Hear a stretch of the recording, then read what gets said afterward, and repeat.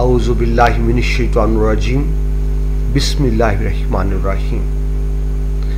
मैं हूँ आप सबका मुआवनो मददगार मुशर्रफ महमूद और मैं अपने डियर स्टूडेंट्स को खुशामदीद कहता हूँ इल्म व अदब के प्लेटफॉर्म पर। जीते रहें, खुश रहें। आपके बेटा इम्तहानात सर पर हैं। आई होप कि आपकी तैयारी बहुत अच्छी चल रही होगी। डियर स्टूडेंट्स, आपके इस चैनल इल्म व अदब पर आप जानते हैं फर्स्ट ईयर उर्दू के तमाम लेक्चर्स अपलोड किए गए हैं, लेकिन वो जो एक स्टूडेंट्स में क्रेज होता है ना कि गेस्ट पेपर और अहम क्वेश्चन, तो मैं आपको सीधी बात करूं, गेस्ट पेपर के तो मैं वैसे खिलाफ हूं। अलबत्ता इंपॉर्टेंट क्वेश्चंस आपसे जरूर शेयर कर लेता हूं। इन इंपॉर्टेंट क्वेश्चंस का मतलब ये है कि आपने इनको ज्यादा तवज्जो से देखना है। मतलब ये नहीं कि सिर्फ यही पढ़ने हैं और नहीं पढ़ने, आपने बेटा थ्रू आउट पढ़ना है, सिलेक्टिव स्टडी नहीं करनी, थ्रू आउट पढ़ना है। अलबत्ता ये कुछ ऐसे क्वेश्चंस हैं जो पिछले पेपर्स को मैंने सामने रख कर कि क्या क्या चीज़ें आ रही हैं और कैसे आ रही हैं, और 20-22 साल का एक्सपीरियंस में मेरा अपना, तो ये जो आपको चीज़ें मैं मेंशन कर रहा हूँ, ये इसका मतलब ये है कि इनको आपने ज़रा ज़्यादा तवज्जो से देखना है। ठीक है जी, तो लेट्स स्टार्ट जी। फर्स्ट ईयर सालेवल पंजाब टेक्स्ट बुक बोर्ड 2023 का जो आपका सालाना इम्तहान होने वाला है, ये जो आपका 7 जून 2023 को पेपर है जी, उसके इंपॉर्टेंट क्वेश्चन दिल थामिए। और आप अगर जानते हैं मुझे तो अल्हम्दुलिल्लाह जो मैं इंपॉर्टेंट क्वेश्चन बताता हूँ उसमें से बहुत कुछ आ जाता है। ठीक है जी, सबसे पहले बेटा आपका जो क्वेश्चन नंबर 1 होता है वो हिस्सा मारूजी होते हैं, आप जानते हैं ऑब्जेक्टिव टाइप। ठीक है, जिसमें आपने बबल शीट पूरी करनी होती है, वो आप जानते हैं उसके 4 हिस्से होते हैं, 5-5 नंबर के। सवाल नंबर 1 अलिफ के 5 नंबर सबकी सवालात होते हैं और वो बेटा सबक के अंदर से ही बनकर आते हैं। ठीक है, एक लाइन से 100 एक लाइन से 5-5 10-10 क्वेश्चन बन सकते हैं, तो ज़ाहिर है उसका कोई गैस नहीं होता। बी हिस्सा होता है अदबी इस्तिलाहात, जिसमें तशबीह इस्तारा तलमी है, इसमें भी जाहिर है क्योंकि ये MCQs हैं तो वो उसमें बात नहीं हो सकती। जीम शेरी इस्तिलाहात हैं, मतला मक्ता काफी रदीफ, ये 4 शेरी इस्तिलाहात हैं। और इसके बाद दाल होता है तस्कीर व तानीस मुज़क्कर मुअन्नस, तो ये क्या है बेटा, ये MCQs पार्ट है, तो डेफिनेट बात इसका गैस नहीं होता, क्योंकि MCQs तो कहीं से भी बनाकर दिया जा सकता है। हजारों MCQs बन सकते हैं अदबी इस्तिलाहात शेरी इस्तिलाहात के। तो MCQs तैयार करने का बेहतरीन तरीका आपको बता दूं, इस बेटा मेरे इसी चैनल पर इल्म व अदब पर, बल्कि आपके चैनल पर वीडियोस मौजूद है। आपने गौर से समझ लेना है अदबी इस्तिलाहात क्या होती हैं, शेरी इस्तिलाहात क्या होती हैं। ठीक है जी, तशबीह के अरकान कितने हैं, इस्तारा के अरकान कितने हैं, शेरी इस्तिलाहात क्या होती हैं। जो लेक्चर्स है बेटा आप तो जो से सुन लेना है, MCQs कहीं से भी बनकर आ सकते हैं। ठीक है जी, तो MCQs का याद रखें, कभी भी गैस नहीं होता। सवाल नंबर 1 MCQs। आगे चलें जी, सवाल नंबर 2। सवाल नंबर 2 के बेटा 2 हिस्से होते हैं, ये पोइट्री का पोर्शन होता है। सवाल नंबर 2 अलिफ नज़म के अशार की तशरीह, सवाल नंबर 2 बे गजल के अशार की तशरीह। तो सवाल नंबर 2 अलिफ जो 10 नंबर का है नज़म के अशार की तशरीह, उसमें 2023 के लिए जो आपके अहम तरीन है, पहली नज़म हमद जो आपकी पहली नज़म अल्लाह ताला की तारीफ, दूसरी नज़म मुस्तकबिल की झलक जो बहुत अहम है इस साल 2023 के लिए, तीसरी नज़म हलाल इस्तकलाल, चौथी नज़म खताब बा जवानाने इस्लाम और 5वीं नज़म कतार। ठीक है, जरा मुख्तसर सा तारुफ दोबारा देख लें। हम ज़ाहिर अल्लाह ताला की तारीफ है, मुस्तकबिल की झलक, ये मौलाना ज़फ़र अली खान की नज़र में भी पाकिस्तान नहीं बना था, लेकिन उनको यकीन था कि पाकिस्तान बन जाएगा अगर हमने कुर्बानियां दी। हलाल इस्तकलाल ये बेटा पाकिस्तान का झंडा नहीं है, ये खास झंडा है जो सिर्फ लाहौर, सियालकोट, सरगोदा के शहरियों को दिया गया। कब दिया गया? 1965 की जंग में सिर्फ फौज नहीं थी बल्कि शहरियों ने भी पूरा ताउन किया था फौज के साथ। तो लाहौर, सियालकोट, सरगोदा के शहरियों को अता करदा परचम लाल इस्तकलाल। नेक्स्ट नज़म थी जो अहम है इस साल तशरीह के लिए, खताब बा जवानान इस्लाम, अल्लामा इकबाल की नज़म। उनको नौजवानों से बड़ी उम्मीदें वाबस्ता हैं और वो नौजवानों को शानदार माजी का आईना दिखाकर अमल के लिए उकसा रहे हैं। ठीक है जी, और उसके बाद कताब जाहिर है कताब तो अलग अलग है, तो किसी एक कते की आपको तशरीह आएगी। ठीक है, यह बेटा एक अहम बात समझ लें, ये आपको दो अशार दिए जाएंगे, दोनों ही करने होंगे। अब बच्चे क्वेश्चन करते हैं इकट्ठे करने, अलग अलग करने हैं। बेटा नज़म के अशार हमेशा मिला के तशरीह करेंगे, अलग अलग भी कर सकते हैं, लेकिन ज्यादा बेहतर यह है मिला के तशरीह करें। एक नंबर होता है शायर का नाम, एक नंबर होता है नज़म का उन्वान।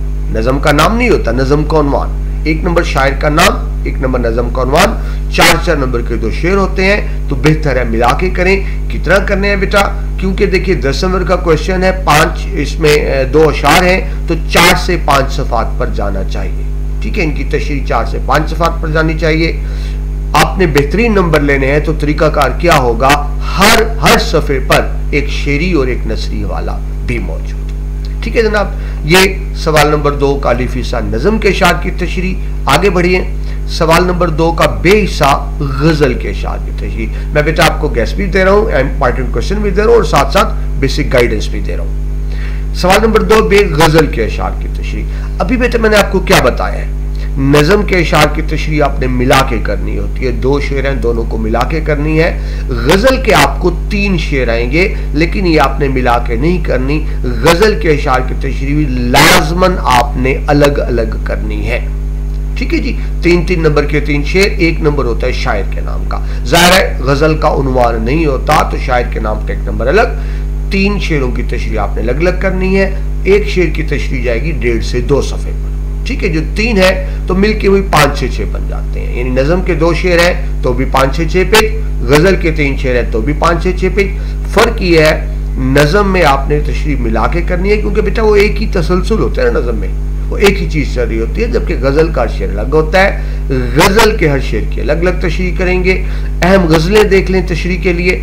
हर शायर की बेटा आपके सालेवल में 2-2 गजलें दी हुई हैं। मीर तकी मीर की दूसरी गजल, ख्वाजा हैदर अली आतिश की पहली गजल, मोमिन खान मोमिन की दूसरी गजल, मौलाना हसरत मोहानी की भी दूसरी गजल, फैज अहमद फैज साहब की भी दूसरी गजल।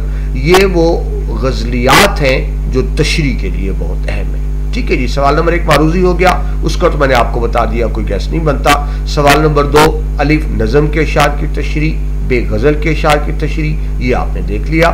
अब आइए सवाल नंबर 3 सबकी इक्तबास की तशरीह। ये बेटा 15 नंबर का क्वेश्चन होता है आपका, जरा सबसे बड़ा क्वेश्चन है। 2 नंबर हवाले मतन के होते हैं, 1 नंबर मुसन्नफ का नाम, 1 नंबर सबक का उन्वान, ये 2 नंबर होते हैं। लेकिन अगर आपको माखिस और सिन्फ़े अदब मालूम है, माखिस का मतलब होता है ये किस किताब से लिया गया, सिन्फ़े अदब होता है नावल है, अफसाना है, कहानी है, क्या चीज है। अगर आपको आता है तो माखिस सिन्फ़े अदब भी लिखते हैं। ज़ाहिर है उसके अलग से नंबर तो नहीं है, लेकिन अच्छा इंप्रेशन पड़ता है। लेकिन आता है तो लिखे, नहीं आता तो हरगिज़ ना लिखें। नंबर 2 ही होते हैं, 1 मुसन्नफ का नाम, 1 सबक का उन्वान। 3 नंबर का सियाक़ो सबाक होता है, जो आपने 10 से 12 लाइनों में लिखना होता है। और सियाक़ो सबाक किस तरह से होता है, उसमें आपने रिलेट करना होता है, यानी जो पैराग्राफ आपको तशरीह के लिए दिया गया है ना, आपने बताना होता है इससे पहले क्या बात हो रही थी और इसके बाद क्या बात हो रही थी, तो उसको कहते हैं सियाक़ो सबाक। 10-12 लाइनों का 2 नंबर का हवाला मतन हो गया, 3 नंबर का सियाक़ो सबाक, 5 नंबर हो गए। 10 नंबर की तशरीह होती है। तशरीह अलग से आप करेंगे 2 से 3 पेजेस पर। ठीक है, तो 1 सफ़ा तो पूरा हो गया ना, हवाला मतन और सियाक़ो सबाक में 1 सफ़ा निकल गया। उस 1 सफ़े के अलावा जो आपने तशरीह करनी है वो 2 से 3 सफ़ात पर करनी है। तो बेटा फिर कुल कितना मटेरियल हो गया, 3 से 4 सफ़ा। ठीक है जी, ये 15 नंबर का सवाल है, 3 से 4 सफ़ात पर जाएगा। आपको 2 पैराग्राफ दिए जाएंगे, आपने 2 में से किसी एक की तशरीह करनी है। आप वजाहत से लिखेंगे, ए की कर रहे हैं या बी की कर रहे हैं, ताकि अभाम ना हो। इससे बच्चे एक बहुत बड़ी गलती करते हैं, वो इक्तबास की तशरीह में उठा के पूरा खुलासा लिख देते हैं, वो बेटा गलत हो जाएगा। देखिए खुलासा तो पूरे सबक का होता है। जब आपने इक्तबास की तशरीह करनी है तो आपने सिर्फ उन्हीं चीजों की तशरीह करनी है जो उस इक्तबास या पैराग्राफ में मौजूद है। ठीक है, मैं मिसाल देता हूं, उस पूरे सबक में 10 बातें हैं, लेकिन जो आपको तशरीह के लिए पैराग्राफ आया उसमें 2 बातें हैं। तो तशरीह में आपने सिर्फ इन 2 बातों की तशरीह करनी है। आप उठा के पूरा सबकी खुलासा लिख देंगे तो पूरा सबक आ गया, और फिर आप कहेंगे नंबर नहीं मिले। तो याद रखें, इक्तबास की तशरीह में पूरी सबकी खुलासा नहीं लिखना होता, बल्कि जो आपको पैराग्राफ दिया गया है उसी से रिलेटेड तशरीह करनी होती है। ठीक है जी। असबाब देख लीजिए, इस साल 2023 में जो बहुत अहम है इक़्तिबास की तशरीह के वाले से, पहला सबक उसवा हुस्ना सल्लल्लाहु अलैहि वसल्लम, दूसरा सर सैयद के इखलाक व खसाइल, तीसरा ओवरकोट, चौथा चराग की लौ और पांचवा लाहौर का जोग्राफिया। पहला बेटा जो सबक है उसवा हुस्ना सल्लल्लाहु अलैहि वसल्लम, मैं सिर्फ आपको एक जुमला देता हूं, आप इस एक जुमले को समझ जाएं, इस जुमले को याद कर लें, तो आप इस पहले सबक की बेहतरीन तशरीह भी कर सकते हैं और बेहतरीन खुलासा भी लिख सकते हैं। वो लाइन क्या है, लाइन यानी एक ही लाइन में पूरा खुलासा भी आ गया, तशरीह भी आ गया। बेटा लाइन ये है कि नबी पाक मुस्तफ़ा सल्लल्लाहु अलैहि वसल्लम कयामत तक के तमाम इंसानों की तमाम हैसियतों के लिए बेहतरीन अमली नमूना है। तमाम हैसियतें, कोई भी है, बड़ा है, छोटा है, अमीर है, गरीब है, बाप है, बेटा, जो भी है, नबी पाक मुस्तफ़ा सल्लल्लाहु अलैहि वसल्लम कयामत तक के तमाम इंसानों की तमाम हैसियतों के लिए बेहतरीन अमली नमूना है, जिनकी तकलीद करके यानी नकल करके, जिनकी तकलीद करके हम दुनिया और आखिरत की तमाम कामयाबियां हासिल कर सकते हैं। ठीक है जी, ये एक जुमला समझ जाएं, इसी जुमले के अंदर रहते हुए आपने पूरा खुलासा लिखना है, इसी जुमले के मुताबिक आपने तशरीह करनी है। ठीक है जी। दूसरा सबक सर सैयद के इखलाक व खसाइल। यहाँ बेटा सर सैयद के सियासी कारनामे नहीं है, सिर्फ उनके जाती औसाफ बयान किए गए हैं कि जाती औसाफ क्या थे। बेटा तमाम बड़े आदमियों में एक जैसे औसाफ होते हैं, तो सिर्फ औसाफ लिखने हैं। ओवरकोट एक अफसाना है, ओवरकोट एक अलामत है कि जब आप ओवरकोट पहनते हैं ना, आपका लिबास छुप जाता है। ठीक है, कि गरीब आदमी किस तरह अपनी गुर्बत को छुपाता है, एक सफेद पोश आदमी गुर्बत छुपाने के लिए क्या कर कोशिश करता है, तो ये चीज ओवरकोट में आ गई। ठीक है जी। आगे और अफसाना है चराग की लौ। गरीब की छोटी छोटी ख्वाहिशात होती हैं, वो भी पूरी नहीं हो सकती। गरीब की जिंदगी कितनी मुश्किल है। एक गरीब आदमी बेटा सुबह से रात तक काम करता है, इसके बावजूद 2 टाइम की रोटी नहीं पूरी कर सकता। ये खराबी है सरमायादारी निजाम की। ठीक है जी। मैं आपको बेटा सिर्फ क्लूज दे रहा हूं, इन चीजों को सामने रखेंगे तो आप बेहतरीन तशरीह कर लेंगे। तशरीह के लिए जो 5वां आखिरी अहम सबक है लाहौर का जोग्राफिया। ये बेटा मज़ाहिया सबक है, लाहौर के संजीदा मसाइल हैं, लाहौर के संजीदा मसाइल को मज़ाहिया अंदाज से बयान किया गया। मसाइल संजीदा है, बयान करने का अंदाज मज़ाहिया है। ठीक है बेटा, ये आपका सवाल नंबर 3 हो गया इक्तबास की तशरीह। आगे चलिए सवाल नंबर 4 सबकी खुलासा। ये भी बेटा आपको 2 खुलासे दिए जाएंगे, आपने एक करना होगा। टोटल बेटा आपके 14 असबाक हैं। आप यूं समझे पहले 7 फर्स्ट हाफ है, आखिरी 7 सेकंड हाफ है, तो आमतौर पर एक खुलासा फर्स्ट हाफ से आता है, एक सेकंड हाफ से आता है। ऐसी पैराग्राफ की तशरीह भी, एक पैराग्राफ फर्स्ट हाफ से, एक सेकंड हाफ से।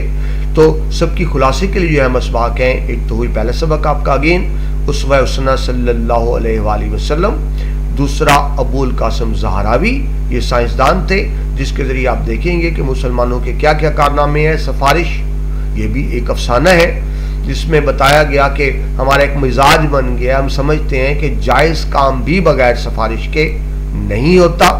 उसके बाद चिराग की लो, जो हम पहले देख चुके, वो तशरीह के लिए भी अहम है इस दफ़ा, खुलासे के लिए भी, कि गरीब आदमी सारा दिन मेहनत करके भी अपनी बुनियादी ज़रूरियात पूरी नहीं कर सकता। और खुलासे के लिए जो आखिरी अहम सबक है दोस्ती का फल, इसमें जानवर और परिंदों के जरिए इंसान को समझाया गया है कि अकेला जानदार किसी काम का नहीं होता, मुखलिस दोस्त होने चाहिए जो मुश्किल वक्त में काम आते हैं। तो दोस्ती क्या है, दोस्ती के तकाजे क्या है, आप इस लोक दास्तान में ये देखते हैं। ठीक है बेटा, ये सवाल नंबर 4 हो गया। आगे चले सवाल नंबर 5 नज़म का खुलासा। नज़म का खुलासा आपको 5 नंबर का आता है, इसमें कोई चॉइस नहीं होती, एक ही खुलासा दिया जाएगा, आपने करना होगा।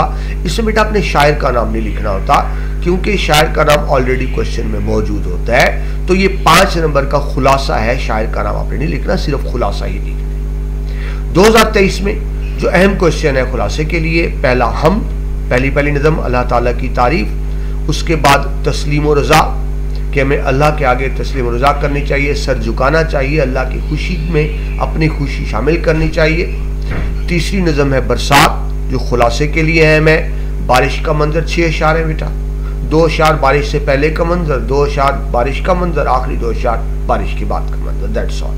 पैगाम, हजरत अल्लामा इकबाल की नज़म, उम्मत मुस्लिमा के नाम पैगाम है कि मुसलमान कौम अल्लाह की आखिरी उम्मत है, तो हमारा काम है कि हमने खुद भी सीधे रास्ते पर चल के जन्नत में जाना है और बाकी दुनिया को भी दोज़ख से बचाना है। ठीक है जी।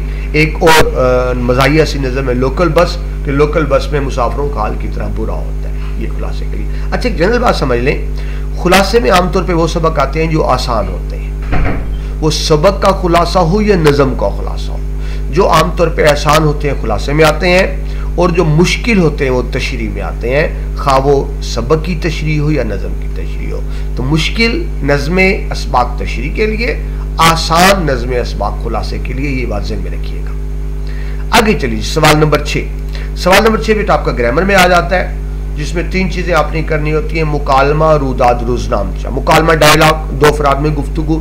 रोजनामचा, जिसको मुकालमे के बाद रुदाद यानी किसी वाक़ये, माहौल, हादसे, सफर का आंखों देखा हाल, जिसको आप रिपोर्ट कहते हैं, रुदाद। तीसरा रोजनामचा, जिसको आप डेली डायरी कहते हैं, मेरा आज का दिन कैसे गुजरा। ये आपने 3 चीजें तैयार करनी होती हैं, मुकालमा, रुदाद, रोजनामचा। इम्तिहान में इनमें से कोई सी 2 आ जाती हैं, दरमियान में या होता है। अटेम्प्ट आपने 1 करनी है। दोबारा समझ ले, चीजें आपने 3 तैयार करनी है सवाल नंबर 6 में, मुकालमा, रुदाद, रोजनामचा। इम्तिहान में इनमें से कुछ 2 आती हैं, दरमियान में या होता है, 1 करना होता है। अगर आपको मुकालमा आसान लगता है तो मुकालमा कर लीजिएगा, रुदाद आसान लगती है तो रुदाद कर लीजिएगा। तीसरी चीज रोजनामचा बेटा बहुत कम आता है, ज्यादातर मुकालमा और रुदाद ही आता है। आपने दोनों तैयार करनी है, क्योंकि बाज़-औक़ात मुकालमा मुश्किल आ जाता है या बाज़-औक़ात रुदाद मुश्किल, तो आपने दोनों तैयार करनी है। ठीक है। मुकालमा डायलॉग, 2 अफराद में गुफ्तगू। तो इस साल 2023 में मुकालमे के लिए जो है मैं उस्ताद और शागिर्द में मुकालमा, ज़ाहिर है तालीमी निज़ाम के हवाले से होगा। शागिर्द अपनी बात करेगा, टीचर अपनी बात करेगा। मालिक मकान और किराएदार के दरमियान मुकालमा। मालिक मकान चाहेगा कि मुझे ज़्यादा से ज़्यादा किराया मिले, किराएदार कहेगा कम से कम हो। मालिक मकान अपने मसाइल बयान करेगा, किराएदार अपने। तो ये मुकालमा होगा, गपशप करनी होती है। तीसरा डॉक्टर और मरीज़ के दरमियान मुकालमा। डॉक्टर चाहेगा कि मैं पूरी तशखीस कर लूँ, टेस्ट करा लूँ, फिर दवाई दूँ, इलाज करूँ। मरीज़ कहता है मेरी तकलीफ से तड़प रहा हूँ, मुझे फ़ौरन इलाज करें, टेस्ट रहने दें। तो वही बात, जो डॉक्टर की क्या कैफियत होती है, डॉक्टर क्या कहेगा, मरीज़ क्या कहेगा, वो चीज़ हो गई। नंबर 4 फैशन के बारे में मुकालमा। ज़ाहिर लड़कियाँ करती हैं ज़्यादा, तो 2 सहेलियों के दरमियान फैशन में मुकालमा। एक फैशन के हक में, एक खिलाफ है, तो दोनों में क्या गुफ्तगू होती है। 5वां हिस्सा बेटा जो है मैं ट्रैफिक के मसाइल। 2 दोस्तों के दरमियान ट्रैफिक के मसाइल पर मुकालमा। अब ये तो नहीं होगा ना कि एक हक में एक खिलाफ है ट्रैफिक के मसाइल के। इसका मतलब ये होगा एक बंदा के नज़दीक ट्रैफिक के मसाइल की वजूहात कुछ और हैं, दूसरे के नज़दीक कुछ और है। तो बेटा ये 5 मुकालमे हैं। मुकालमा बेटा होता क्या है, 2 अफराद में गुफ्तगू है, मौजू एक है, लेकिन एक मौजू पे दोनों के ख्यालात एक दूसरे से मुख्तलिफ, इसको मुकालमा कहते हैं। ये कितना होगा बेटा, 3 से 4 पेजेस। 3 से 4 पेजेस पर मुकालमा जाता है। तो सवाल नंबर 6 में एक चीज मुकालमा होती है, और या में 40 में दूसरी चीज आती है रुदाद। रुदाद आपको क्या बताया बेटा, रिपोर्ट। एक चीज अपने आंखों से देखी, एक वाकया, कोई तकरीब, कोई मामला, कोई सफर, और आप उसको लिख दें ताकि दूसरों को पता चले, उसको रुदाद कहते हैं। जिस तरह अखबार में रिपोर्ट छपती है। इस साल की अहम रुदादें यौम पाकिस्तान 23 मार्च के वाले से, क्योंकि अभी अभी गुजरा। उसके बाद यौम इकबाल रहमतुल्लाह अलैह पर, यानी यौम इकबाल की तकरीब है, आपने अटेंड की है, उसकी रुदाद लिखेंगे। ठीक है। महफिल मुशायरा की रुदाद, कहीं शहर में आपके कॉलेज में महफिल मुशायरा हुआ, उसमें मुख्तलिफ शायरों ने अपना कलाम पढ़ा, रुदाद लिखेंगे। फिर खेलों के सालाना दिन की रुदाद, कॉलेज में जो स्पोर्ट्स डे होता है आप उसमें शामिल हो, रुदाद लिखेंगे, क्या क्या हुआ, कैसे हुआ। और फिर एक तारीखी मकाम की सैर, वो टूर नहीं जाते कॉलेज के, तो वो अपनी टूर में क्या क्या देखा, कैसे जाएंगे। ठीक है। ये 5 रुदादें हैं। मुकालमा बेटा आपको बताया 3 से 4 पेज का होता है, रुदाद भी 3 से 4 पेज की होती है। तो मैं रिकमेंड करूंगा कि आप दोनों तैयार करके जाएंगे, मुकालमे और रुदाद भी, लेकिन ज़ाहिर इम्तिहान में आपको 2 नहीं, कोई 1 अटेम्प्ट करना है। इसके बाद आ जाए सवाल नंबर 7। सवाल नंबर 7 में भी 2 चीजें होती हैं बेटा, दरखास्त और रसीद। जिस तरह सवाल नंबर 6 में आपको 3 चीजें बताई थी ना, मुकालमा, रुदाद, रोजनामचा, ऐसे सवाल नंबर 7 में 2 चीजें होती हैं, दरखास्त, रसीद। लेकिन याद रखें ये ऑप्शन आपके पास नहीं होती। सवाल नंबर 6 में तो या आ जाएगा ना, मुकालमा करें या रुदाद करें, मगर याद रखिए सवाल नंबर 7 में चॉइस नहीं होती, यानी एक ही चीज आएगी।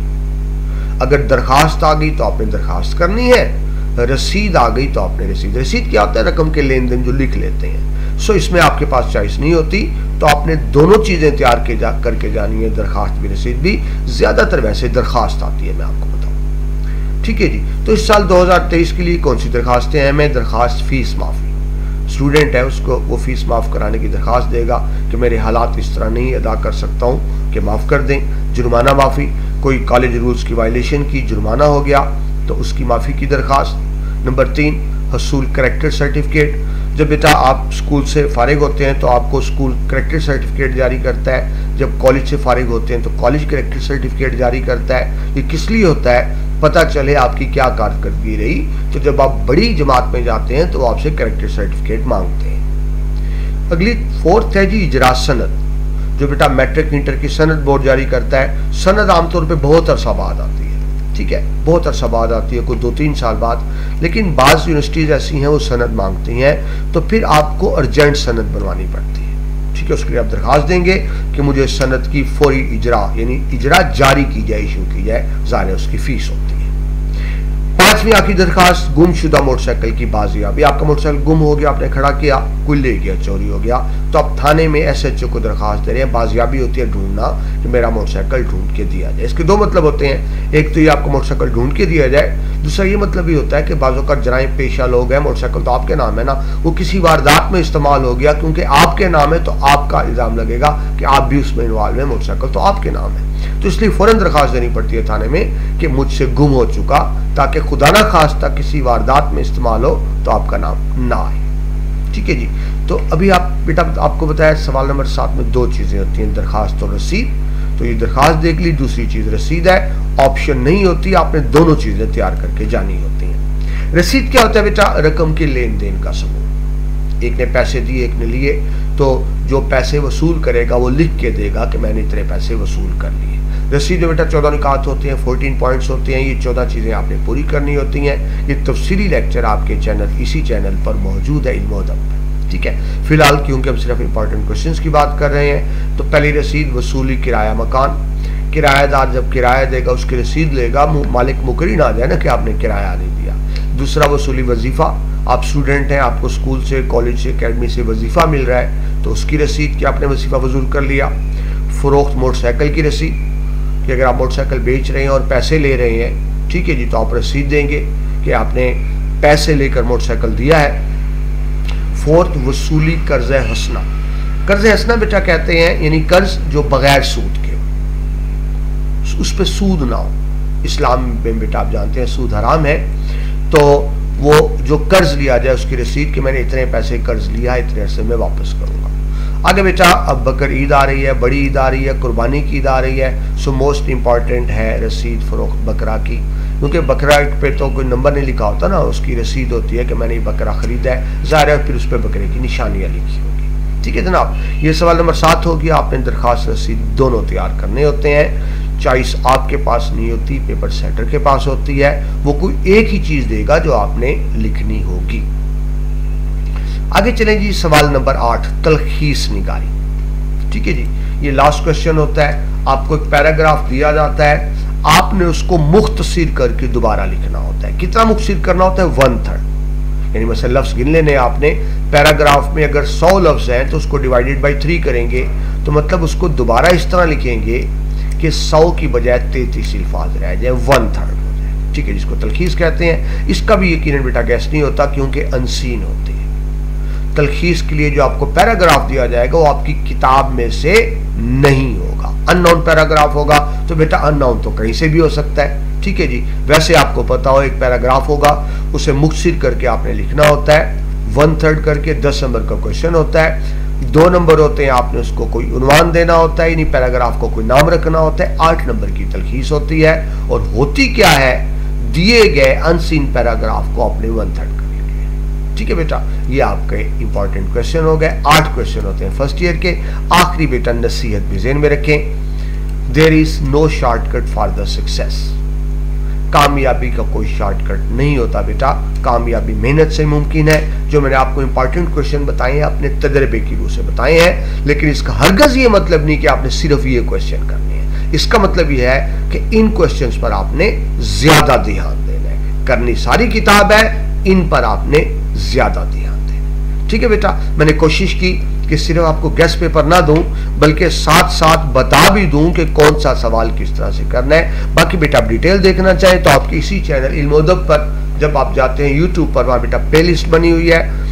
फर्स्ट ईयर के अस्बाक अलग हैं, नज़में अलग हैं, गज़लें अलग हैं, हिस्सा मारूजी अलग है और ग्रामर अलग है। वहाँ से डिटेल लेक्चर भी देख सकते हैं। आपकी बेटा मैं कामयाबी के लिए दुआ गूँ। अल्लाह ताला फर्स्ट ईयर के उर्दू के पेपर में भी, बाकी पेपर्स में भी और ज़िंदगी के हर इम्तहान में आपको कामयाब करे। अपना बहुत सा ख्याल रखिएगा।